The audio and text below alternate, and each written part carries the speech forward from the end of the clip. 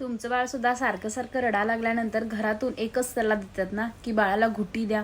बाळाची रोगप्रतिकारक शक्ती वाढवायची असेल तरी बाळाला घुटी द्या. बाळाला गुटगुटीत करायचं आहे तरी बाळाला घुटी द्या. तर घुटी म्हणजे काय? प्रत्येक प्रदेशानुसार आणि प्रत्येक रीतिरिवाजानुसार घुटी बनवण्याची पद्धत बदलू शकते. पण काही मेन इन्ग्रेडियंट्स आहेत जसे की बदाम, खारीक, मुरड, शिंग, हेरडा असे काही इन्ग्रेडियंट्स आहेत जे घुटीमध्ये वापरतात.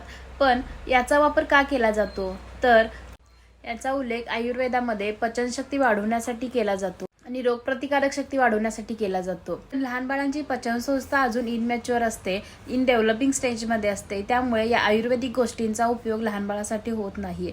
इनफॅक्ट घुटी बनवण्याची पद्धत खूप अनहायजेनिक आहे. बदाम खारीक ओला करून तो साण्यावर घासला जातो आणि परत दुसऱ्या दिवशी तोच बदाम खारीक वापरला जातो. त्यामुळे त्याच्यावर डोळ्याला न दिसणारी बुरशीची वाढ फास्ट होते आणि तीच बुरशी घुटीसोबत बाळाच्या पोटात जाते. त्यामुळे बाळाला पातळ शी होणे, त्यामुळे डिहायड्रेशन होते, शीमधून रक्त येणे अशा गोष्टी दिसून येतात. जेव्हा आपण बदाम, खारीक हे पदार्थ या साण्याच्या दगडावर घासतो तेव्हा या दगडाची झीज होते आणि त्या दगडाचे निघालेले बारीक बारीक कण दुधाबरोबर येतात आणि ते बाळाच्या पोटात जातात. दुसरी महत्त्वाची गोष्ट, बाळाला घुटी घातल्यानंतर बाळ शांत झोपते. जायफळ उगाळून जर 60-70 किलोच्या माणसाला दुधात घालून दिलं तर तो माणूस तिथं निवांत झोपेल. मग इकडे आपलं 3 किलोचं बाळसुद्धा, त्याला सुद्धा सुस्ती येणारच, बाळ निवांत झोपणारच.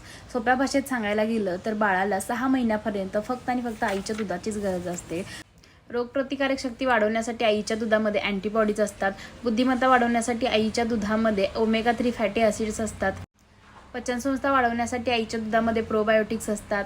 त्यामुळे बाळाला वेगळं काही ग्राईप वॉटर, घुटी, डिकमली, डेंटॉनिक, सोनं उगाळून देणे याची काहीच गरज नसते. बाळाला फक्त आणि फक्त आईच्या दुधाचीच गरज असते.